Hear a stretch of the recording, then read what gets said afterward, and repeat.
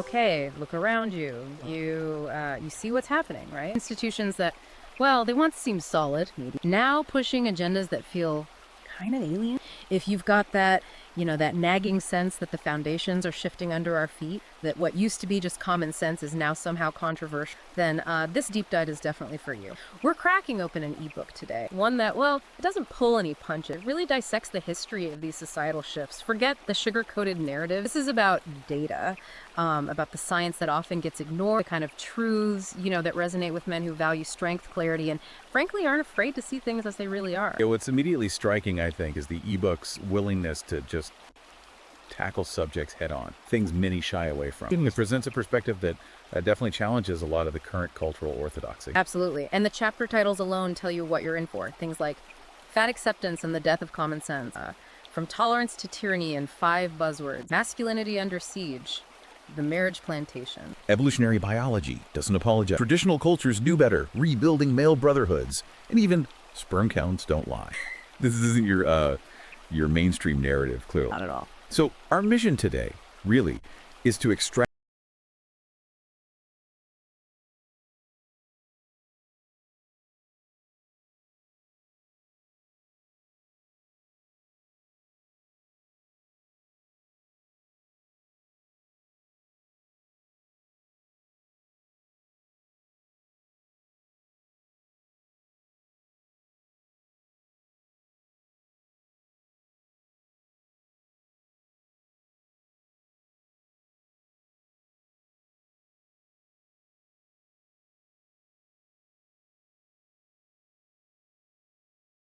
ideological data to question that prevailing narrative. For instance, there's a reference to a lack of obesity-related joint issues in like Viking burial sites, which, offers a compelling counterpoint to the modern acceptance of much higher body weights. Exactly. And the comparison they make, comparing it to like 18th century Londoners rationalizing gin-induced liver failure as bodily autonomy. It's brutal, but it's an effective way to highlight the potential dangers of, well, ignoring biological realities. The ebook references studies, too, on metabolic markers and people advocating for health at every size. And it points to examples like the premature death of a plus-size model who was celebrated for rejecting diet culture. The author uses these examples to really push back against the idea that weight is solely a personal choice without any health consequence. Right. And the ebook connects this to a broader cultural phenomenon. They call it the Twinkie Manifesto, where the rejection of traditional health standards becomes almost like a form of rebellion. And it suggests this shift can lead to society, downplaying the importance of physical well-being overall. Right.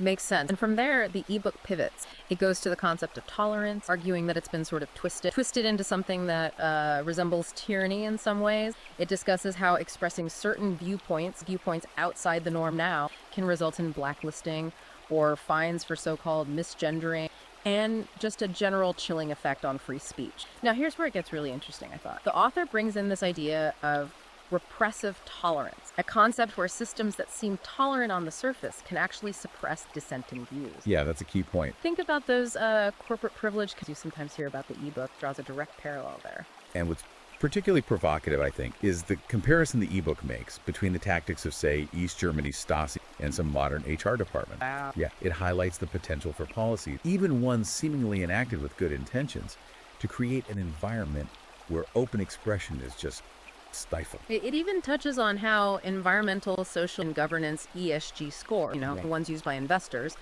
are allegedly being weaponized, used to blacklist contractors who might have conservative viewpoints. So the ebook paints this picture of a landscape where certain ideas aren't just debated, they're actively punished. Yeah, challenging environment. Which I guess naturally leads into the chapter on masculinity under siege. The ebook basically contends that traditional masculine traits, things like assertiveness, stoicism, qualities that historically were vital for building civilization, and let's face it, are still crucial in times of crisis, are now being branded as toxic. Right. And the ebook uses a powerful example here. It talks about the relatively unacknowledged efforts of male volunteers, guys rebuilding homes after the Hawaii wildfires. And it contrasts that with the potential media attention. If those same men had pause to discuss microaggressions, it really raises a question about what our society truly values and celebrates now. It's a stark contrast, isn't it? It is. And it makes you wonder, why figures like Jason Momoa still command such attention if traditional masculinity is supposedly outdated. The ebook's argument is basically that, well, basic biology and the fundamental demands of civilization still require men who can build, protect, and lead.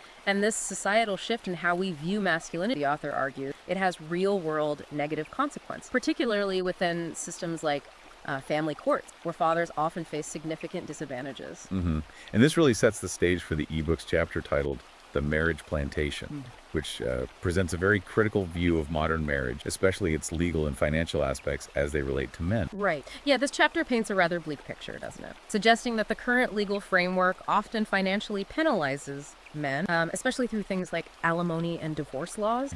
The ebook points to Nevada, for example. Its reputation as a place with more lenient divorce laws, attracting people seeking quicker dissolution. They call it divorce tourism. It even includes this kind of satirical idea of an ex-wife ETF, just to highlight the perceived financial risks for men in modern marriage. It's quite pointed. Yeah. And the author argues that alimony, rather than solely addressing, say, income disparities, can function more like a form of financial penalty, especially in states with no-fault divorce laws. Okay.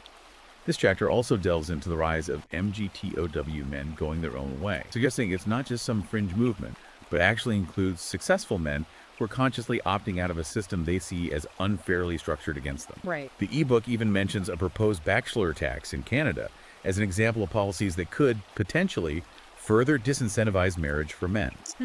Now, the chapter, Evolutionary Biology Doesn't Apologize, is particularly direct, very blunt. It examines how contemporary lifestyles, especially diet and lack of physical activity, are having a pretty detrimental impact on men's health, even affecting things like sperm counts. The ebook uses the rather blunt comparison of dad bods to endocrine dumpster fires to make its point. Yeah, strong language. The author draws a clear connection between declining testosterone levels and increased body mass index, arguing that modern men are, in a sense, prioritizing comfort and convenience over, biological fitness. And again, the ebook uses historical comparison, pointing to the generally leaner physiques and presumably higher quality sperm of men in the past. It raises concerns about modern habits too, like keeping laptops on laps maybe, and the increasing reliance on IVF treatment, especially among tech workers, suggesting there are potential biological costs to our current sedentary, technology-heavy lifestyles. Yep. The fundamental message here seems to be that biological reality, they operate independently of social trends or activism. Biology doesn't care about politics. Precisely. Which leads quite naturally to the chapter Traditional Cultures Knew Better. Yeah. Here, the ebook looks at societies like the Amish and ancient Sparta. Exactly. This chapter highlights their lower rates of obesity, for instance, and their emphasis on physical strength and important, clearly defined gender roles. Yeah. The ebook points out the striking difference between the Amish's roughly 4% obesity rate compared to the national average, which is much higher. It presents these societies as examples where, hard work, discipline, communal expectations maybe fostered healthier individuals. And the look at Zulu warriors with their incredibly low body fat percentages, that further emphasizes the historical value placed on strength and physical prowess, suggesting modern society might have sort of lost sight of this fundamental understanding. Now, it's probably worth noting that the ebook maybe presents a potentially idealized view of these cultures, right? Focusing on specific aspects that support its argument. Sure, fair point. However, the author's core argument is pretty clear. These societies prioritize certain values that seem to have diminished in modern Western culture. Okay, and finally, let's touch on sperm counts don't lie.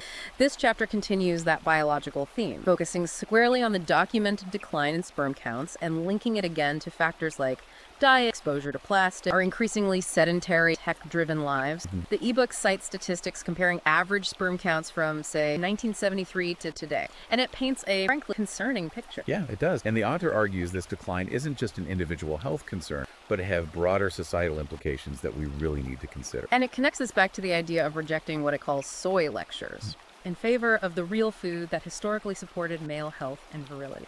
The ebook offers a rather cynical perspective here, suggesting that some industries might even profit from promoting both certain dietary trends and then the subsequent need for things like testosterone replacement therapies. A provocative link to make. Definitely. Look, this deep dive has really only scratched the surface of the argument, the data, and the often provocative style of this ebook. Yeah, absolutely. By examining these historical and biological perspectives, the ebook really encourages you, the listener, to critically reevaluate many of the prevailing narratives around health, gender roles, societal values, the things that shape our current cultural landscape. So consider what we've discussed here today. Think about these historical comparisons, these data points the ebook presents. How might they shift your understanding of some of the cultural and institutional shifts you're witnessing? I mean, which institutions do you believe have strayed furthest from their original purpose, maybe? And what could the long-term consequences be? Yeah, reflecting on the foundational principles of our institutions and how current trends align with or diverge from those principles. That's a really crucial exercise, I think, in understanding the present and maybe preparing for the future. Absolutely. And look, for a much deeper exploration of all these topics, including chapters we didn't even get to, on rebuilding male brotherhoods, navigating financial landscape, reclaiming public spaces, be sure to pick up the ebook. It's on Amazon, Kindle, and Google Play Books.